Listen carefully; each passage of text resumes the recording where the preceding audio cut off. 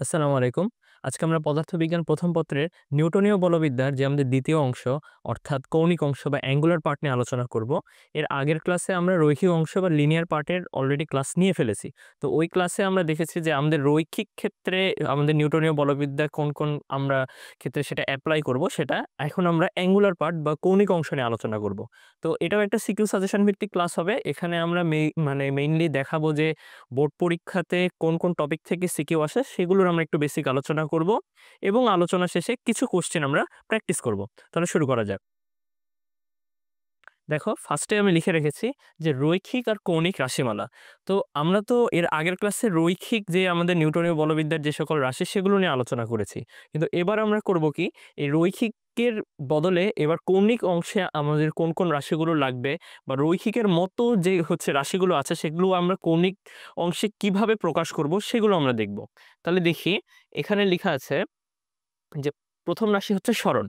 প্রথম রাশি সরণ আমরা রৈখিক অংশে বা রৈখিক ক্ষেত্রে আমরা সরণকে এস দ্বারা প্রকাশ করি। কিন্তু কৌণিক অংশে সেটা আমরাকে প্রকাশ করব থিটা দ্বারা। তাহলে সরণ যখন আমরা রৈখিক অংশে প্রকাশ করব সেটা হবে এস দ্বারা এবং কৌণিক অংশে সেটা আমরা থিটা দ্বারা প্রকাশ করব। বেগের ক্ষেত্রে রৈখিক অংশে বেগ হচ্ছে আমাদের ভি, কিন্তু কৌণিক অংশে সেটা হয়ে যাবে আমাদের ওমেগা। কৌণিক অংশে সেটা আমাদের হয়ে যাবে ওমেগা। আর যখন আমরা ত্বরণ আলোচনা করব, ত্বরণের ক্ষেত্রে রৈখিক অংশের ত্বরণ হচ্ছে আমাদের এ আর কৌণিক অংশের ত্বরণ হচ্ছে আমাদের আলফা। জড়তা আমরা মেইনলি রৈখিক অংশে আমরা জড়তা বলতে এখানে আমরা ভরকেই বোঝাচ্ছি। তাহলে আমরা রৈখিক অংশে ভরকে আমরা কি দ্বারা প্রকাশ করি? এম দ্বারা। আর কৌণিক অংশে আমরা জড়তা বা ভর বা জড়তার ভ্রামককে আমরা প্রকাশ করি আই দ্বারা। ভরবেগের ক্ষেত্রে আমরা রৈখিক অংশে সেটাকে প্রকাশ করি পি দ্বারা। আর যখন আমরা কৌণিক ক্ষেত্রে প্রকাশ করব, কৌণিক ভরবেগের ক্ষেত্রে সেটা হয়ে যাবে এল। এবং বলের ক্ষেত্রে যখন আমরা আসব, বলকে আমরা রৈখিক অংশে আলোচনা করি কি দ্বারা? এফ দ্বারা। কিন্তু যখন আমরা কৌণিক অংশে যাব সেটা হয়ে যাবে আমাদের এই যে টাউ দ্বারা আমরা সেটাকে প্রকাশ করব। তো এখানে আমি একটা সূত্র লিখে রেখেছি, মানে যেটা আমাদের রৈখিক এবং কৌণিক অংশের মধ্যে একটা কানেকশন বিল্ড আপ করবে। সেটা হচ্ছে যে এই যে এস ভি আর এ মানে আমাদের সরণ, বেগ আর ত্বরণ এই তিনটার আমরা একটা সূত্র লিখে রেখেছি। সেটা হচ্ছে S is equals to R theta, V is equals to omega into R, আর A is equals to alpha R. দেখো এখানে একটা জিনিস তোমরা বুঝতে পারছো, যখনই আমি রৈখিক থেকে কৌণিকে যাব তখন আমি কৌণিকের সাথে শুধু এই ব্যাসার্ধটা আমি বা আমাদের যেটা আর দূরত্ব সেটা খালি গুণ করে দিচ্ছি। তাহলে আমরা এই রৈখিক আর কৌণিকের মধ্যে একটা কানেকশন বিল্ড আপ করতে পারছি। দেখো এখানে এস এর সাথে থেটার এখানে সাথে শুধু আমি আর গুণ করে দিয়েছি। তাহলে আমি S is equals to R theta মানে রৈখিক আর কৌণিক অংশের যে সরণ তার মধ্যে একটা কানেকশন আমরা বিল্ড আপ করতে পারছি। এরপরে দেখো V is equals to omega into R, এখানেও শুধু আমি আর গুণ করলেই আমার V is equals to omega R পেয়ে যাচ্ছি। মানে রৈখিক আর কৌণিক অংশের বেগের মধ্যে একটা সম্পর্ক আমরা পেয়ে যাচ্ছি।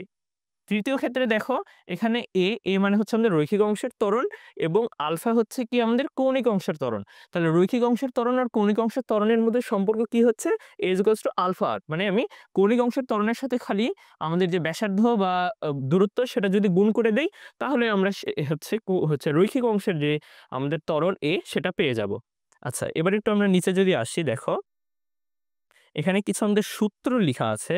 আমরা একটু সূত্রগুলো দেখব। সূত্রগুলো দেখার আগে দেখো এখানে কিছু পরিচয় আমি আবার লিখে রেখেছি। S কে আমরা প্রকাশ করছি থেটা দ্বারা কৌণিক অংশে। কৌণিক অংশে আমরা যেটা রৈখিক অংশে S সেটা কৌণিক অংশে থেটা হয়ে যাবে।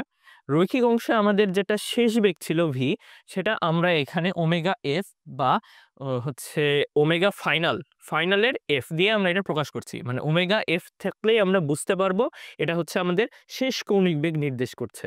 যখন আমরা ইউ বা আদিবেগ যেটা আমরা রৈখিক অংশে আলোচনা করেছি সেটা এখন হয়ে যাবে আমাদের ওমেগা ইনিশিয়াল মানে কি শুরুর যেটা, মানে শুরুর বেগ মানে শুরুর কৌণিক বেগ হচ্ছে ওমেগা আই। আর আমরা যে আমাদের ত্বরণ ছিল রৈখিক অংশে সেটাকে আমরা এ দ্বারা প্রকাশ করতাম, কিন্তু কৌণিক অংশে আমরা সেটাকে আলফা দ্বারা প্রকাশ করব। এবার দেখো সূত্রগুলো আমরা যদি একটু দেখি যে কৌণিক ক্ষেত্রে আমাদের সূত্রগুলো কি কি। কৌণিক ক্ষেত্রে সূত্র দেখো লিখা আছে theta is equals to omega into T. Theta is equals to omega into T, এটা কিসের মতো এটা যদি আমরা একটু দেখার চেষ্টা করি। Theta is equals to omega into T হচ্ছে দেখো S is equals to V T এর অনুরূপ। এস এর বদলে থেটা, ভি এর বদলে আমি জানি ওমেগা এফ বা ওমেগা তুমি যেটাই বলো, আর টি এর বদলে টি, এখানে ওই টি তো সেমই থাকছে। তাহলে এস ইজ ইকুয়ালস টু ভিটি যেটা ছিল সেটা নিয়ে আমি কৌণিক অংশে যদি রূপটা আলোচনা করি সেটা হচ্ছে আমাদের theta is equals to omega into T. যখন আমি আবার পরের সূত্রে যাই যে ওমেগা এফ যেটা omega F is equals to omega I plus alpha into T. এখানে ওমেগা এফকে আমি কি বলেছি ভি, রৈখিক অংশ সেটা ভি, মানে এটা হবে তোমার V is equals to U plus A T, V is equals to U plus A T. দেখো ভি, এটা ভি হলো, এটা ভি থাকলো, ওমেগা আই কে আমি কি বলেছি ইউ, ওমেগা আই হচ্ছে ইউ, তাহলে এখানে ইউ থাকলো। আলফাকে কি বলেছি, আলফা হচ্ছে আমাদের এ, আলফা এখানে এ, আর টি তো টি এর মতোই থাকবে। তাহলে এটা হচ্ছে আমাদের V is equals to U plus A T এর অনুরূপ সূত্র, এটা গেল। এরপর আরেকটা দেখো এখানে আছে theta is equals to omega I plus omega F divided by 2 into T. এটা আমাদের কিসের, এটা হচ্ছে আমাদের সেই সূত্র যখন ওই যে সমত্বরণের ক্ষেত্রে যখন আমরা দেখি যে এস এর মান যখন বের করতে চাই, এস ইজ ইকুয়ালস টু হচ্ছে V plus U divided by 2 into T. এই সূত্রের অনুরূপ হচ্ছে এটা, কারণ এখানে ওমেগা আই সেটা হচ্ছে আমাদের ইউ, ওমেগা এফ হচ্ছে আমাদের V divided by 2 into T, আর থেটা এর বদলে আমরা এসটা লিখতে পারি রৈখিক অংশে, যদি আমরা সেটাকে রৈখিক অংশের সাথে যদি সম্পর্ক বা ওইটার অনুরূপ যদি করতে চাই। এখন দেখো এই 4 নম্বর সূত্রে দেখো theta is equals to omega I T plus half of alpha T square. এটা কিসের মতো লাগছে, দেখো টি স্কোয়ার আছে, তাহলে সূত্রটা অনেকটা এরকম যে থিটার বদলে তুমি যদি এস লিখো, ওমেগা আই এর বদলে তাহলে তুমি ইউ লিখতে পারো, আর এখানে তাহলে টি, তাহলে S is equals to U T plus হাফের মতো হাফ থাকলো, আলফা এর বদলে কি লিখতে পারবা এ ইন্টু টি স্কোয়ার। তাহলে এটা হচ্ছে আমাদের S is equals to U T plus half of A T square. এই সূত্রের অনুরূপ হচ্ছে এই যে এই সূত্রটা। তাহলে theta is equals to omega I T plus half of alpha T square. এটা হচ্ছে আমাদের রৈখিক অংশ আমরা যেটা আলোচনা করেছি, S is equals to U T plus half of A T স্কোয়ারের মতো। এবং পরের সূত্রটাও ওই রকম, যেটা হচ্ছে আমরা রৈখিক অংশে যেটা আলোচনা করি, V square is equals to U square plus 2 S, V square is equals to U square plus 2 S. তাহলে এটা ওমেগা এফ স্কোয়ারের জায়গাতে তুমি ভি লিখতে পারো, ওমেগা আই হচ্ছে আমাদের ইউ, আর 2 আলফার জায়গাতে এ, আর থিটার জায়গাতে এস। তাহলে এটা রৈখিক অংশে আমরা যে সূত্রটা জানতাম V square is equals to U square plus 2 S, ওইটার অনুরূপ হচ্ছে এই যে এই সূত্রটা আমাদের omega F square is equals to omega I square plus 2 alpha theta. আচ্ছা, আরো যদি আমরা একটু নিচে যাই, তাহলে দেখো এই যে আমি যে সূত্রটা তখন লিখে রেখেছিলাম, যেখানে এটা একটু ডিটেলসও না, এখানে একটা ট্রিকের মতো করে, যে S is equals to R theta, V is equals to R omega, A is equals to R alpha. এখন দেখো এসকে যখন আমরা ডিফারেন্সিয়েট করব, এসকে ডিফারেন্সিয়েট করলে আমরা ভি বা বেগ পাবো, মানে সরণকে ডিফারেন্সিয়েট করলে, সরণকে অন্তরীকরণ করলে আমরা বেগ পাই। আবার বেগ বা ভিকে যখন আমরা ডিফারেন্সিয়েট বা অন্তরীকরণ করব, তখন আমরা কি পাবো, তখন আমরা ত্বরণ পাবো। এখন ত্বরণকে যখন আমরা আবার ইন্টিগ্রেট করব বা যোগজীকরণ করব, তখন কি হয়ে যাবে, আমাদের ডিটি দ্বারা যখন আমরা যোগজীকরণ করব সেটা আবার আমাদের হয়ে যাবে বেগ। আবার বেগকে যখন আমরা আবার ইন্টিগ্রেট করব, তখন সেটা হয়ে যাবে আমাদের সরণ।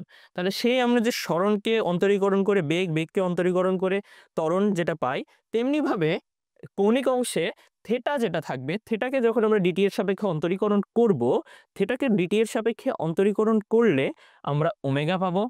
আবার ওমেগাকে যখন আমরা অন্তরীকরণ করব ডিটি এর সাপেক্ষে, তখন আমরা আলফা পাবো। মানে সেম জিনিস, খালি এখানে আমাদের প্রকাশ বা সাইনটা খালি চেঞ্জ হয়ে যাচ্ছে। এটা যদি তোমরা মাথায় রাখতে পারো, তাহলে এই যে সূত্রগুলো তোমরা নিজেরাই দাঁড় করাতে পারবা রৈখিক অংশের সাথে মিল রেখে। আচ্ছা, পরের স্লাইডে যদি যাই, পরের স্লাইডে দেখো আমরা ঘূর্ণনশীল বস্তুতে ত্বরণ নিয়ে আলোচনা করব। আমরা আলোচনা করব ঘূর্ণনশীল বস্তুতে ত্বরণ। ঘূর্ণনশীল বস্তুতে দেখো আমাদের মেইনলি হচ্ছে দুই ধরনের ত্বরণ থাকবে, এবং দুই ধরনের ত্বরণের একটা নিট ত্বরণ বা লব্ধি ত্বরণ দিয়ে বস্তুটা ঘুরতে থাকবে। এখন দেখো সেই দুটা ত্বরণ কি কি, একটা হচ্ছে আমাদের কেন্দ্রমুখী ত্বরণ, আর আরেকটা হচ্ছে আমাদের রৈখিক ত্বরণ। আমি এখানে চিত্রতেও হচ্ছে বোঝানোর চেষ্টা করেছি, একটু যদি দেখো, একটা হচ্ছে এই যে এখানে যদি বস্তুটা থাকে এখানে এই পথে ঘুরছে, তাহলে বস্তুটা কেন্দ্রের দিকে একটা ত্বরণ অনুভব করবে। কেন্দ্রের দিকে যে ত্বরণ সেটা হচ্ছে আমাদের এসি বা কেন্দ্রমুখী ত্বরণ। আর যেটা হচ্ছে বাইরের দিকে একটা, মানে যেটা হচ্ছে এই স্পর্শক বরাবর একটা ত্বরণ অনুভব করবে, সেটা হচ্ছে আমাদের রৈখিক ত্বরণ। সেটাকে আমি এ টি দ্বারা প্রকাশ করছি। তাহলে এই যে A C R A T এর লব্ধি একটা ত্বরণ আমরা পাবো, এই লব্ধি ত্বরণই হচ্ছে আমাদের এ নেট। এই এ নেট ত্বরণেই সেটা এই পথে ঘুরতে থাকবে, এই নেট ত্বরণেই সেটা এই পথে ঘুরতে থাকবে বস্তুটা। তাহলে আমরা যদি কেন্দ্রমুখী ত্বরণের সূত্রটা দেখতে চাই, কেন্দ্রমুখী ত্বরণের সূত্র হচ্ছে AC is equals to V square by R. AC is equals to V square by R, V square by R is equals to কি ওমেগা স্কোয়ার আর, কারণ ভি কে আমরা কি দ্বারা লিখতে পারি, ভি কে লিখতে পারি আমরা ওমেগা আর দ্বারা। এখানে আমরা কাটাকাটি করলেই এই ওমেগা স্কোয়ার আরটা পেয়ে যাব। আর রৈখিক ত্বরণটা কি? রৈখিক ত্বরণ কিছুই না, রৈখিক ত্বরণ হচ্ছে আমাদের যেটা নর্মাল ত্বরণ সেটাই। রৈখিক ত্বরণ এটি, রৈখিক ত্বরণ এটিকে আমরা কি দ্বারা প্রকাশ করতে পারছি, যে ডিভি বাই ডিটি, মানে বেগকে যে আমরা অন্তরীকরণ করলেই সেই রৈখিক ত্বরণটা আমরা পেয়ে যাব। এখন তাহলে কেন্দ্রমুখী ত্বরণ যদি এটা হয়, আমরা বল সম্পর্কে কি জানি, বল F is equals to M into A, মানে কেন্দ্রমুখী বলের ক্ষেত্রে তাহলে একটা জিনিসই হবে, এই কেন্দ্রমুখী ত্বরণের সাথে আমরা খালি ভরটা গুণ করলে কেন্দ্রমুখী ত্বরণ পেয়ে যাব। দেখো এখানেও সেটাই লেখা আছে, কি লেখা আছে, যে কেন্দ্রমুখী বল FC is equals to M into A C, কেন্দ্রমুখী বল FC is equals to M into A C. এমটা কি, এমটা হচ্ছে বস্তুর ভর, এসিটা কি, এসি হচ্ছে আমাদের কেন্দ্রমুখী ত্বরণ। তাহলে FC is equals to M V square by R, FC is equals to M V square by R is equals to M omega square R is equals to M omega square R. তাহলে এই সূত্রটা আমরা মনে রাখবো। এটা হচ্ছে কেন্দ্রমুখী বলের, কেন্দ্রমুখী ত্বরণের সূত্র আর কেন্দ্রমুখী বলের সূত্র। বলের ক্ষেত্রে খালি আমাদের ভরটা গুণ হয়ে যাবে, তাহলে সেম সূত্রই আমাদের কাজে লাগবে। আচ্ছা, এরপরে যদি যাই, এরপরে দেখো জড়তার ভ্রামক। জড়তার ভ্রামক টপিকটা যদি একটু ভালো করে একটু ফিল করতে চাও, জিনিসটা হচ্ছে রৈখিক অংশে আমরা যেটা ভর পাই, কৌণিক অংশে সেটা জড়তার ভ্রামক, সেম জিনিস। তো জড়তার ভ্রামক জিনিসটা যদি আমরা একটু সংজ্ঞাটা জানতে চাই, সংজ্ঞাটা অনেক সময় আসে। সংজ্ঞাটা হচ্ছে এরকম, যে ধরলাম একটা বস্তু একটা অক্ষের সাপেক্ষে ঘুরছে। এখন এই যে বস্তুর বিভিন্ন কণাতে তো বস্তুর ভর এক এক রকম হয়। ধরলাম এটা হচ্ছে M1, এই M1 কণার ভর একরকম হবে, M2 কণার ভর একরকম হবে, M3 কণার ভর একরকম হবে। এই M1 M2 M3 সহ আরো অনেক কণা আছে, সবগুলো মিলে আমাদের এই যে M ভরের বস্তুটা, সবগুলো মিলে আমাদের এম ভরের বস্তুটা। তাহলে এই যে M1 কণার যে ভর থাকবে, এই M1 কণা থেকে এই যে অক্ষের একটা লম্ব দূরত্ব হচ্ছে ধরলাম R1। M2 যে কণা আছে, M2 ভরের যে কণা আছে, সেই M2 ভরের কণা থেকে অক্ষের লম্ব দূরত্ব হচ্ছে R2। আর যখন M3 একটা কণা আছে, M3 ভরের কণা থেকে আমাদের অক্ষের লম্ব দূরত্ব হচ্ছে R3। এখন আমরা জড়তার ভ্রামক তাহলে কিভাবে নির্ণয় করব? জড়তার ভ্রামক নির্ণয় করব আমরা সেই যে কণা ধরলাম M1 কণা, M1 কণার ভর ইনটু ওই কণার ওই ভরের কণা থেকে অক্ষের যে লম্ব দূরত্ব তার বর্গ, অক্ষের যে লম্ব দূরত্ব ধরলাম R1 তার বর্গ, তাদের যে গুণফল প্লাস আরেকটা যে কণা, ওই কণা থেকে হচ্ছে অক্ষের যে লম্ব দূরত্ব তার বর্গের গুণফল, এরকম করতে করতে যোগ করতে করতে আমাদের যে টোটাল একটা হচ্ছে সাম বা সমষ্টি আসবে, সেটাই হচ্ছে আমাদের জড়তার ভ্রামক। তো জড়তার ভ্রামকটা কিছুই না, জড়তার ভ্রামক হচ্ছে মেইনলি রিপ্রেজেন্ট করে কৌণিক অংশের ভরটাকে, কৌণিক অংশের ভরটাই আমরা বলতে পারি সেটাই হচ্ছে জড়তার ভ্রামক। কিন্তু এটাকে আমরা সূত্র কি হবে, সূত্র হচ্ছে I is equals to M R square, সূত্র হচ্ছে I is equals to M R square, মানে ভর থাকবে, ভর থেকে ওই যে অক্ষের সাপেক্ষে ঘুরছে সেই অক্ষের লম্ব দূরত্বের বর্গের গুণফল, এটাই হচ্ছে আমাদের জড়তার ভ্রামক। জড়তার ভ্রামকের যদি আমরা মাত্রা দেখতে চাই, জড়তার ভ্রামকের মাত্রা কি হবে, জড়তার ভ্রামকের মাত্রা হবে ml স্কোয়ার। এটা অনেক সময় MCQ বা ক নাম্বারে চলে আসতে পারে, এবং একক এটা তো মাস্ট জানতেই হবে, একক হচ্ছে কেজি মিটার স্কোয়ার। কিভাবে, এম এর যেহেতু একক কেজি আমরা কেজিতে রাখবো, আর আর স্কোয়ার মানে মিটার স্কোয়ার, তাহলে কেজি মিটার স্কোয়ার হচ্ছে আমাদের একক। তাহলে জড়তার ভ্রামকের একক আর মাত্রাটা আমরা একটু মনে রাখবো। আচ্ছা, এরপরে যদি যাই, এরপরে দেখো একটা জিনিস আমরা এখানে প্রমাণ করেছি, যে এই যে কৌণিক ক্ষেত্রে আমরা যদি জড়তার ভ্রামক দেওয়া থাকে এবং কৌণিক বেগ যদি দেওয়া থাকে, তাহলে আমরা গতিশক্তিটা কিভাবে নির্ণয় করব, এটা মেনলি আমাদের গতিশক্তি নির্ণয় করার সূত্রটা। তাহলে দেখো আমরা জানি যে E K is equals to half of M V square, এটা কি রৈখিক অংশে আমরা জানি যে কোনো কিছুর গতিশক্তি is equals to half of M V square, মানে বস্তুর ভর আর বস্তুটা যে বেগে গতিশীল সেই বেগের বর্গ। তাহলে half into M into V square থাকলো। এখন half into M into omega R square, কারণ আমরা জানি V is equals to omega R. আমরা এখন রৈখিক থেকে কৌণিকে কনভার্ট করব, আমরা এখন এখানে রৈখিক থেকে কৌণিকে কনভার্ট করব, তাহলে V is equals to omega into R. তাহলে half of M omega R, এটা যেহেতু এখানে এটার উপর স্কোয়ার ছিল, তাহলে এখানে হোল স্কোয়ার হয়ে যাবে। তাহলে half of M omega square into R square, omega square into R square. এখন হাফ অফ এম আমি আর স্কোয়ারকে একটু ভিতরে আনলাম আর ওমেগা স্কোয়ারকে একটু বাইরে রাখলাম। একটু আগে দেখো আমরা এম আর স্কোয়ারের আরেকটা পরিচয় জেনে এসেছি, সেই পরিচয়টা কি, সেই পরিচয়টা হচ্ছে আমাদের জড়তার ভ্রামক আই। সেই পরিচয়টা কি? আমাদের জড়তার ভ্রামক I। তাহলে আমি mr স্কয়ারের বদলে কি I লিখতে পারি না? লিখতে পারি। তাহলে ek = ½ of I omega square. এই সূত্রটা আমাদেরকে মনে রাখতে হবে। মানে কোনো কিছুর যদি জড়তার ভ্রামক দেওয়া থাকে এবং তার কৌণিক বেগ দেওয়া থাকে, আমরা সহজেই সেখান থেকে গতিশক্তিটা নির্ণয় করতে পারবো। সেই গতিশক্তিটা কি হবে? সেই গতিশক্তিটা হবে ek = ½ of I omega square. আচ্ছা, এবার যদি আমরা দেখি চক্রগতির ব্যাসার্ধ, এই জিনিসটা কি? চক্রগতির ব্যাসার্ধ জিনিসটা হচ্ছে, ধরলাম একটা I জড়তার ভ্রামকের বস্তু আছে। তো এই I জড়তার ভ্রামকের বস্তুর তো বিভিন্ন কণা আছে, যে এখানে কণা, এখানে কণা, এখানে কণা। এবং সবগুলা আমরা ধরে নিচ্ছি যে পুরা বস্তুর যে ভর সেটা একটা বিন্দুতে আছে। সেই বিন্দুটা ধরলাম এই যে M, সেই বিন্দুটা ধরলাম M।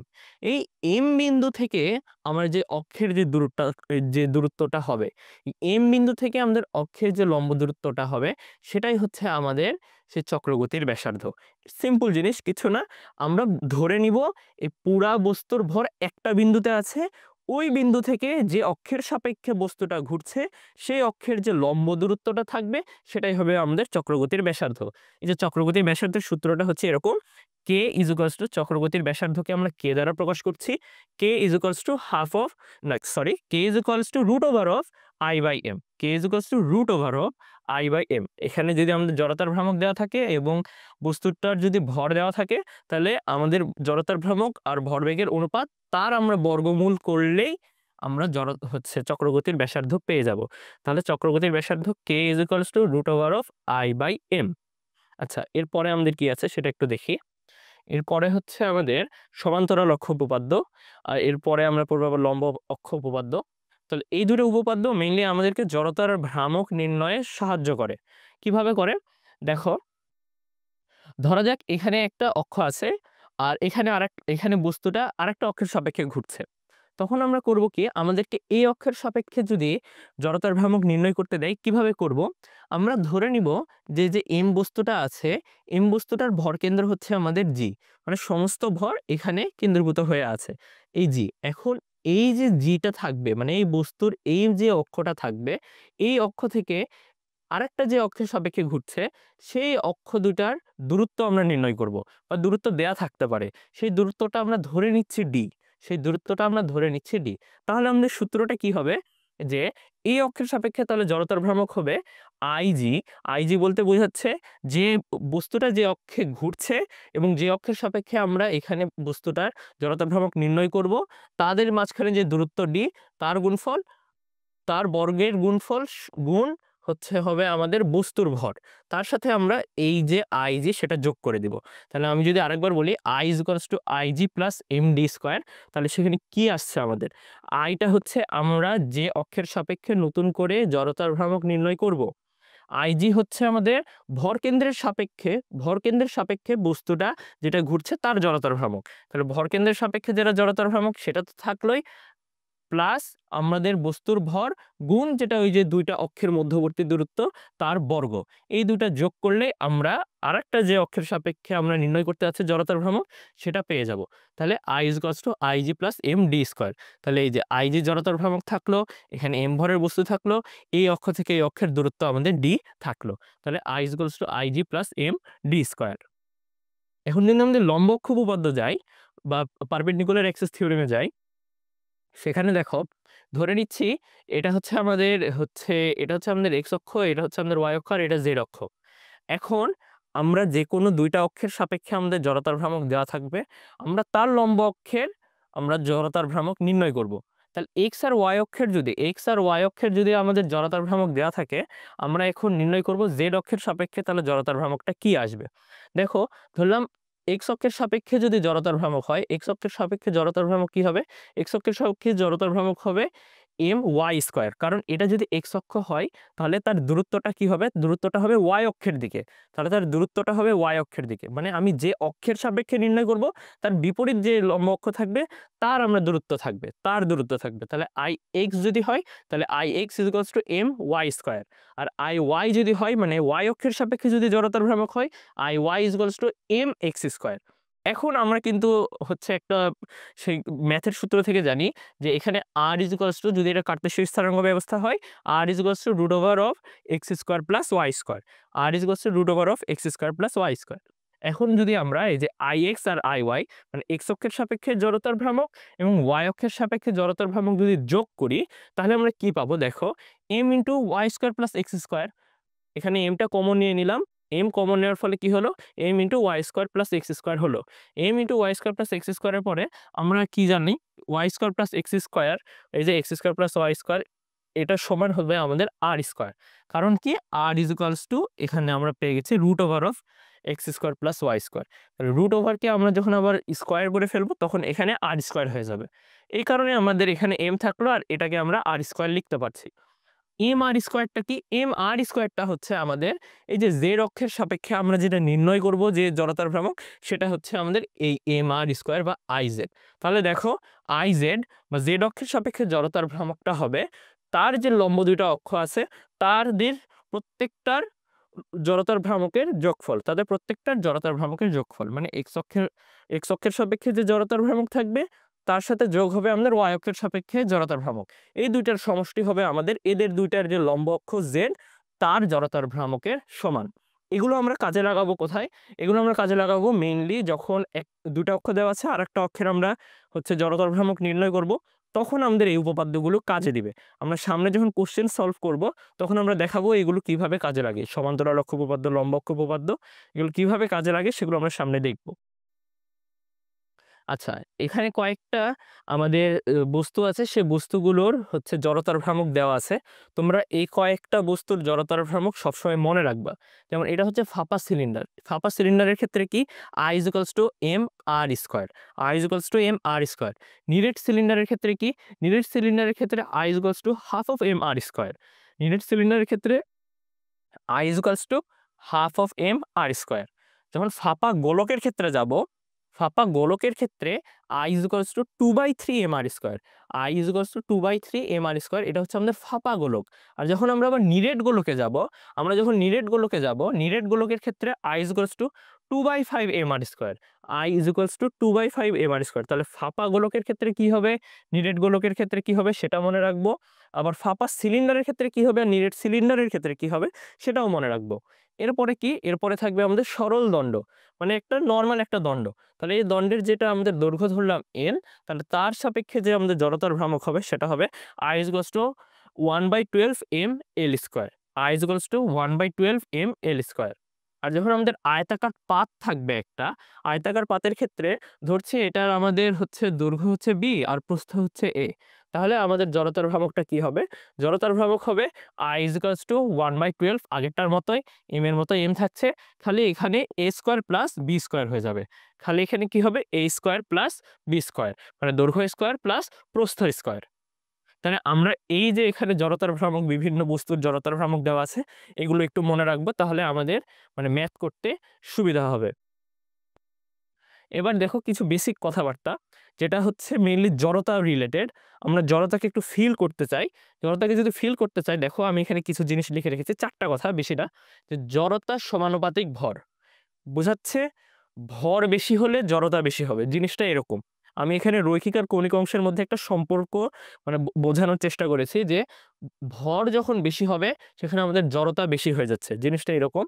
রৈখিক গতিতে ভর ইকুয়ালস টু কৌণিক গতিতে জড়তার ভ্রামক। ফার্স্টেই বলে এসেছি আমি যে রৈখিক গতিতে যেটা ভর হবে, কৌণিক কৌণিক গতিতে সেটা আমাদের জড়তার ভ্রামক হবে।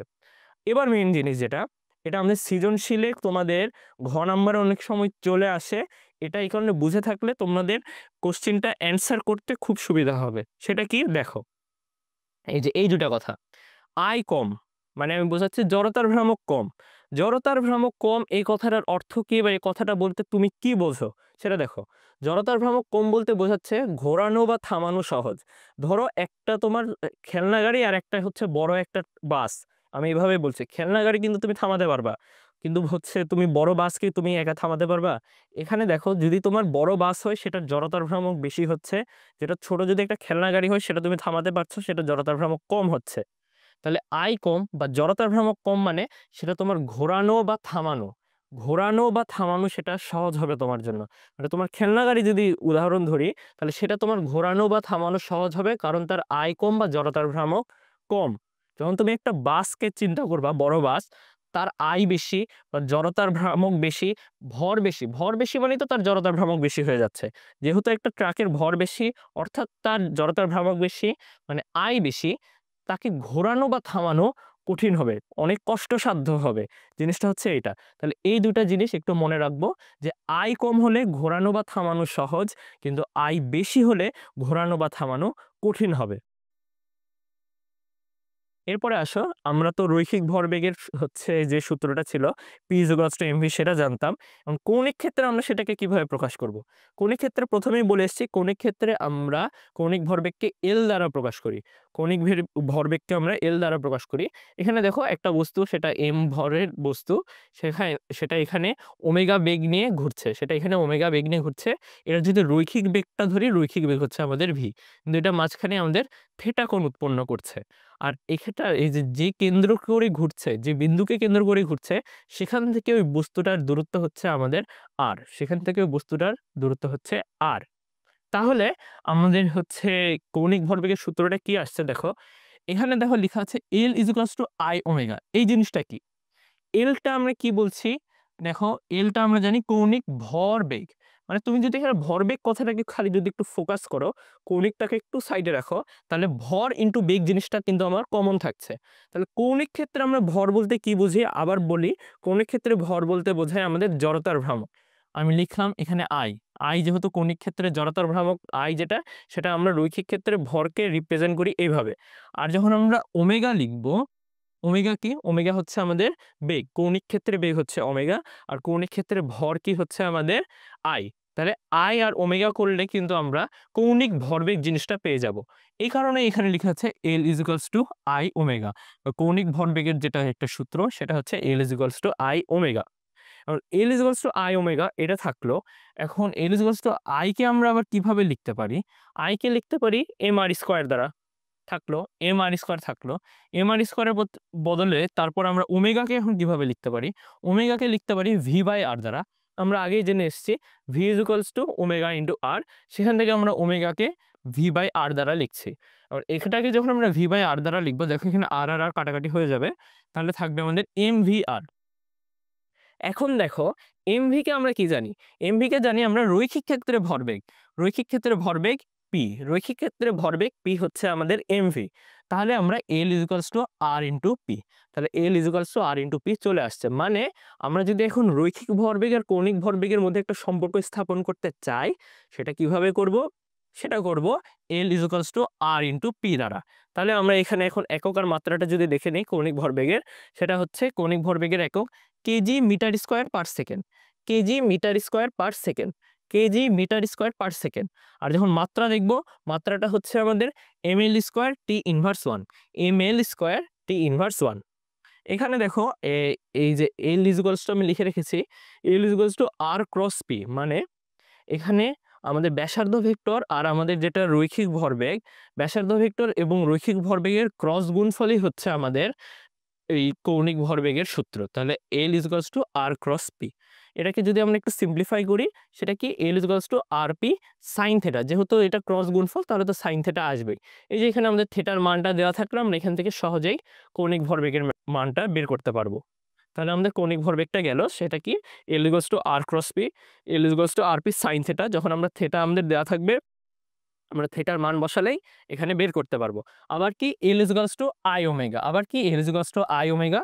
এটা আমাদের যদি জড়তার ভ্রামক এবং কৌণিক বেগ দেওয়া থাকে। আবার কি? L = rp। L = rp যখন আমাদের রৈখিক ভরবেগ আর কৌণিক ভরবেগের মধ্যে একটা সম্পর্ক স্থাপন করতে বলবে। এবার দেখো, এবার হচ্ছে টর্ক বা বল ভ্রামক। টর্ক বা বল ভ্রামক জিনিসটা কি? রৈখিক ক্ষেত্রে যেটা বল, কৌণিক ক্ষেত্রে সেটাকে আমরা টর্ক বলছি। রৈখিক ক্ষেত্রে যেটা আমরা বল, কৌণিক ক্ষেত্রে সেটাকে আমরা টর্ক বলবো। দেখো, টর্ক বা বল ভ্রামক, টর্ক বা বল ভ্রামক জিনিসটা কি? ধরো এখানে একটা বস্তু যেটা L দৈর্ঘ্যের, সেটাকে আমি এখন হচ্ছে F বল প্রয়োগ করছি, ফলে হচ্ছে বস্তুটা এদিকে ঘুরে গেল। ফলে বস্তুটা এদিকে ঘুরে গেল। কি করে ঘুরলো? থিটা কোণে ঘুরলো। তাহলে torque T is equals to F L sine theta. তাহলে torque T is equals to F L sine theta. তাহলে torque T torque T torque T is equals to L cross F L cross আমাদের F. L cross F বলতে কি বোঝাচ্ছে, আমাদের যে বস্তুর দৈর্ঘ্য এবং যে আমার প্রয়োগকৃত বল তার ক্রস গুণফলই হচ্ছে আমাদের সেই নির্ণেয় টর্ক। এখানে দেখো একটা বস্তু, সেটা হচ্ছে এখানে আর ব্যাসার্ধ ভেক্টর এখানে কাজ করছে, আর ব্যাসার্ধ ভেক্টর কাজ করছে এবং সেটা এ ত্বরণ নিয়ে এদিকে গতিশীল, এ ত্বরণ নিয়ে এদিকে ঘুরছে। তাহলে এক্ষেত্রে আমরা যদি চাই যে আমাদের যে রৈখিক বল এফ এবং কৌণিক যে বল আমাদের বা কৌণিক বল ভ্রামক টর্ক, এটার মধ্যে আবার একটা সম্পর্ক স্থাপন করব। সেটা কিভাবে করব, সেটা হচ্ছে আমাদের এই যে torque T is equals to R cross F, যেটা আমরা ওখানে এল ক্রস এফ লিখলাম, সেটার এখানে আমরা এল এর বদলে আর লিখতে পারছি। তাহলে এটা খালি মনে রাখলেই হবে, টর্ক হচ্ছে আমাদের টি হচ্ছে আমাদের কৌণিক যে ব্যাসার্ধ সেটা এবং যে আমাদের রৈখিক যে বল তার ক্রস গুণফলটাই হবে আমাদের টর্কের মান, যেহেতু এখানে এটা আর ক্রস এফ, তাহলে আমরা সেটাকে এফ আর সাইন থিটাও লিখতে পারি, সে আগেরটার মতোই এফ আর সাইন থেটা লিখতে পারি। তাহলে এখানে একক যাবে, এককটা কি হবে, যেহেতু দেখো এখানে এটার বলের একক কি নিউটন, তার সাথে আমার খালি এখানে ব্যাসার্ধ ভেক্টরটা গুণ হয়ে যাচ্ছে, মানে ব্যাসার্ধটা গুণ হয়ে যাচ্ছে বা দূরত্বটা গুণ হয়ে যাচ্ছে। তাহলে একক হবে আমাদের নিউটন মিটার। তাহলে নিউটন মিটারকে আমরা কি লিখতে পারি, নিউটন মিটারকে আমরা জুলও লিখতে পারি। তাহলে নিউটন মিটার গেল, জুল গেল। এটার সাথে আর একটা একক মনে রাখতে পারি, সেটা হচ্ছে KG metre square per second square. এবং মাত্রাটা কি, মাত্রা হচ্ছে আমাদের কাজের মাত্রার সমান। তাহলে একটা জিনিস একটু মনে রাখবা, যে কাজের মাত্রা বা কাজের একক আর টর্কের একক সেম, কাজের মাত্রা বা কাজের একক এবং টর্কের একক সেম। তাহলে মাত্রাটা কি, ml square T inverse two. তাহলে F is equals to M A, T is equals to I omega. এই সূত্রটাও আমরা একটু মনে রাখবো। T is equals to I omega জিনিসটা কি, আবার যদি একটু ফিল করো, আমি কি বলেছি, টাউ বা টর্ক সেটা হচ্ছে আমাদের কৌণিক ক্ষেত্রে আমাদের বল। আর বল মানে কি, আমরা কি জানি, বল হবে আমাদের F is equals to M A, যেটা আমরা রৈখিক ক্ষেত্রে জেনে এসেছি। তাহলে এখানে এম এর ভূমিকা কোনটা পালন করবে, কৌণিক ক্ষেত্রে আই, এম এর ভূমিকা পালন করবে আই। আর যখন আমরা ত্বরণের তাহলে ভূমিকা পালন করবে কোনটা, ত্বরণের ভূমিকা পালন করবে হচ্ছে আলফা। তাহলে টাউ বা torque is equals to I alpha. এখানে আমরা আই হচ্ছে এম আর স্কোয়ার আর আলফা ইজ ইকুয়ালস টু এটি বাই আর। এখান থেকে আমরা torque T is equals to R F বের করতে পারি। এখানে টর্ক টি হচ্ছে আমাদের আর এফ, এই যে এখানে টর্ক টি হচ্ছে আমাদের আর এফ। তাহলে আমরা যখন হচ্ছে রৈখিক বল এবং হচ্ছে আমাদের কৌণিক বল ভ্রামক টর্কের মধ্যে সম্পর্ক করব, তখন সেটা হবে torque T is equals to R F. আর যখন আমরা এখানে মেইন সূত্রটা বের করব, সেটা হচ্ছে আমাদের আর এফ সাইন থেটা বা এফ আর সাইন থেটা। তাহলে সেটা এখানে একটু মনে রাখবা, যেটা আর ক্রস এফ, এফ ক্রস আর কিন্তু লেখা যাবে না। এফ ক্রস আর লিখলে আমাদের সেটা মাইনাস দিয়ে দিতে হবে, মানে দিকটা উল্টাই যাবে। এটা মেনলি হবে আর ক্রস এফ। এবার দেখো কৌণিক ভরবেগের নিত্যতা, আমরা তো সবাই রৈখিক ভরবেগের নিত্যতা জেনে এসেছি। এবার আমরা জানবো কৌণিক ভরবেগের ক্ষেত্রে নিত্যতা কিভাবে। কৌণিক ভরবেগের ক্ষেত্রে নিত্যতা সেম রকম ভাবেই আমরা যেটা সেকেন্ড ল থেকে জানতাম, F is equals to DP by DT, এখানে আমরা খালি সেগুলোর চিহ্নগুলো চেঞ্জ করে দেব। চিহ্নগুলো চেঞ্জ বলতে, এফ এর বদলে আমরা কৌণিক ক্ষেত্রে কি লিখবো, এফ এর বদলে কৌণিক ক্ষেত্রে লিখবো আমরা টাউ বা টর্ক। আর যখন আমরা ডিপিটা কি ছিল, ডিপি ছিল আমাদের রৈখিক ভরবেগ।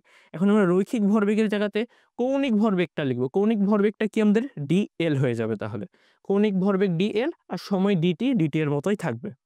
এখন ওখানে আমরা কি করতাম, আমরা এফ এক্সটার্নালটাকে 0 ধরে নিতাম, তেমনি এখানে আমরা টর্ককে 0 ধরে নিব। মানে কোনো বাহ্যিক বল যদি ক্রিয়া না হয়, আমাদের ভরবেগের সংরক্ষণশীলতা নীতিতে কি ছিল, যদি বাহ্যিক বল ক্রিয়া না হয়, মানে এফ এক্সটার্নাল 0 ছিল। এখন আমরা এখানে টর্ককে 0 ধরে নিচ্ছি। টর্ক যদি 0 হয়, তবে ডিএল বাই ডিটিও 0 হয়ে যাবে। ডিএল বাই ডিটি 0 হওয়া বলতে কি বোঝাচ্ছে, যে সময়ের সাপেক্ষে আমাদের এল এর কোনো চেঞ্জ হচ্ছে না। মানে কি, এলটা আমাদের কনস্ট্যান্ট থাকবে। তাহলে এল যদি কনস্ট্যান্ট থাকে, এর মানে বলতে বোঝায় I1 omega 1 is equals two I2 omega 2, কারণ আমরা জানি L is equals two I omega, তাহলে I1 omega 1 is equals two I2 omega 2। এখানে দেখো আমি লিখে রেখেছি বাহ্যিক টর্ক প্রযুক্ত না হলে, বাহ্যিক টর্ক প্রযুক্ত না হলে। আমরা যখন রৈখিক ভরবেগের ক্ষেত্রে আলোচনা করতাম তখন কি বলতাম, বাহ্যিক বল প্রযুক্ত না হলে।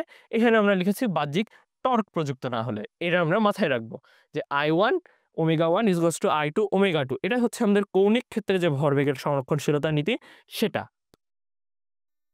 এরপরে যদি যাই, এরপরে হচ্ছে আমাদের টর্ক দ্বারা কাজ। টর্ক দ্বারা কাজ জিনিসটা কি? টর্ক দ্বারা কাজটা হচ্ছে খুবই সিম্পল। আমরা এমনি রৈখিক ক্ষেত্রে কাজটা কি জানতাম? রৈখিক ক্ষেত্রে বল দ্বারা কাজ, ওটারই অনুরূপ হচ্ছে এটা। সেটা কি?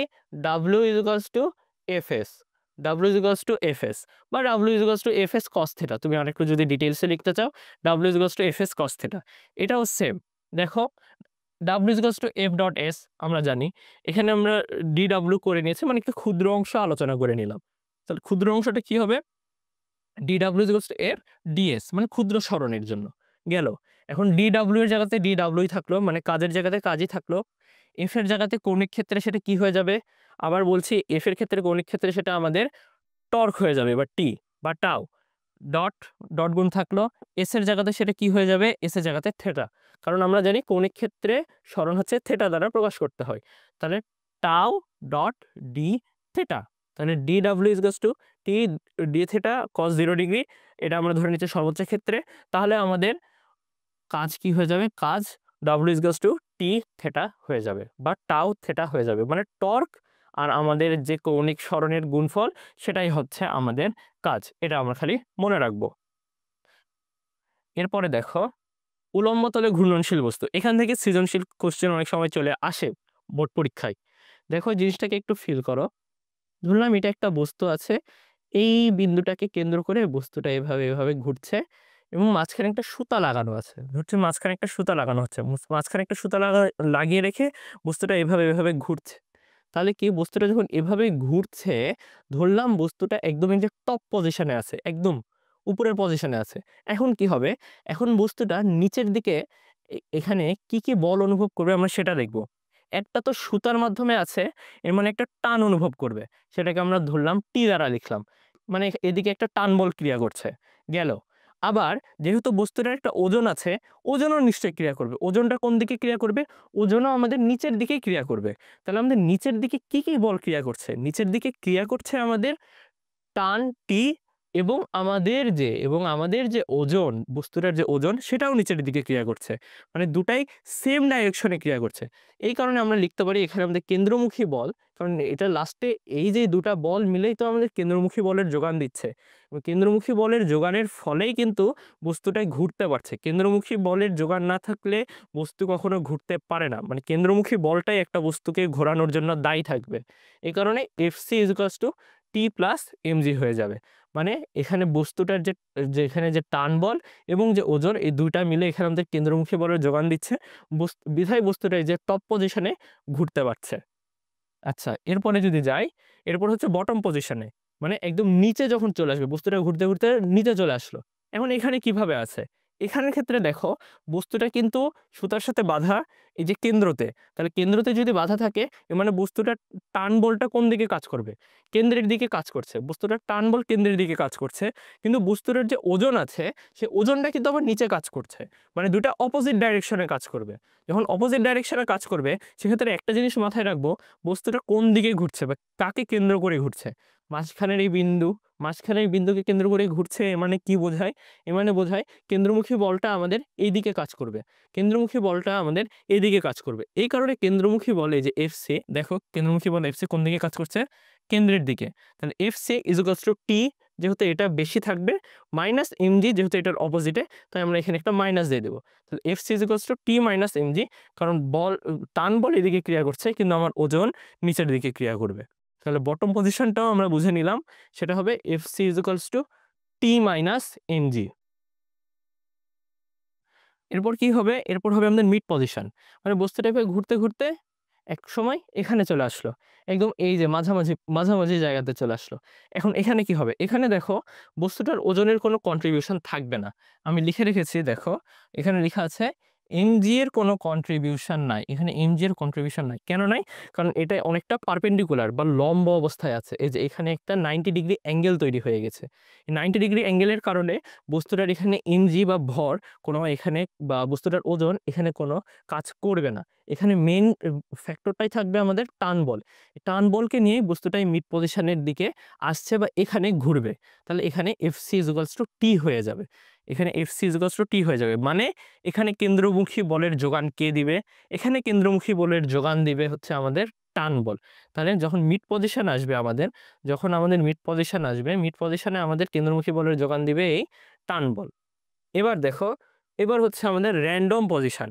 মানে যেকোনো ধরলাম মিড পজিশনেও থাকলো না, এই যে হচ্ছে আপ পজিশনেও বা টপ পজিশনেও থাকলো না, বটম পজিশনেও থাকলো না। এটা যেকোনো একটা র‍্যান্ডম পজিশনে আছে। তাহলে র‍্যান্ডম পজিশনে যদি থাকে আমরা সেখানে কিভাবে বের করব? দেখো র‍্যান্ডম পজিশনে যদি থাকে এখানে বস্তুটার ওজন তো নিচের দিকে ক্রিয়া করবে। বস্তুটার ওজন নিচের দিকে ক্রিয়া করবে এবং ধরে নিচ্ছি যে ওয়াই অ্যাক্সিস এর সাথে বস্তুটা একটা অ্যাঙ্গেল করে থিটা অ্যাঙ্গেল করে এখানে টান বল প্রয়োগ করে একটা রশির সাথে যুক্ত আছে। তাহলে এখানেও তো টান বলটি এটা তার মতোই থাকছে। এখানে যে থিটা এটার অনুরূপ কোণ এই থিটা হয়ে যাবে। ফলে এই যে mg ওজনের একটা উপাংশ তৈরি হয়ে যাবে। ওজনের একটা আনুভূমিক উপাংশ তৈরি হয়ে যাবে। সেই উপাংশটা ধরে নিচ্ছে আমাদের mg cos থিটা। যেহেতু এটা থিটার সাপেক্ষে তাহলে এটা হয়ে যাবে আমাদের mg cos থিটা। এখন দেখো টান বলটি কেন্দ্রের দিকে ক্রিয়া করছে কিন্তু mg cos থিটা যে উপাংশ সেটা ঠিক তার অপোজিটে ক্রিয়া করছে। তাহলে এটার লব্ধি দিয়েই কিন্তু আমাদের বস্তুটা ঘুরছে। এটার লব্ধি এই যে mg cos থিটা আর t এই দুইটার লব্ধির মাধ্যমে কিন্তু আমাদের বস্তুটা এই কেন্দ্রকে এই বিন্দুকে কেন্দ্র করে এই পথে ঘুরবে। এই কারণে আমাদের কেন্দ্রমুখী বলের যোগানটা কিভাবে আসবে? কেন্দ্রমুখী বলের যোগানটা আসবে T যেটা টান বল minus mg cos theta. T যেটা টান বল মাইনাস mg cos থিটা। মানে এই দুটার যেটা লব্ধি হবে, যেহেতু এটা দুটো অপোজিট ডাইরেকশনে তাই মাইনাস চলে আসছে। তাহলে এই যে Fc = T minus mg cos theta এই Fc দ্বারাই বস্তুটা ঘুরতে থাকবে। এটা হচ্ছে আমাদের র‍্যান্ডম পজিশনের ক্ষেত্রে। এখানে আমরা থিটার মান আমাদের সাধারণত দেওয়া থাকবে কোশ্চেনে। এই থিটার মান যখন আমরা বসাবো তখন আমরা এখানে এই যে Fc এর মানটা পেয়ে যাব। এরপরে দেখো, এরপরে যে জায়গা থেকে আমাদের কোশ্চেনটা বেশি আসে সেটা হচ্ছে রাস্তায় বাঁক নেওয়ার ক্ষেত্রে। সমতল এখানে আমরা টোটাল ৩ টা কেস আলোচনা করব। ফার্স্ট কেসটা হচ্ছে সমতল রাস্তা, ঘর্ষণ এখানে আছে। এখানে ঘর্ষণ আছে।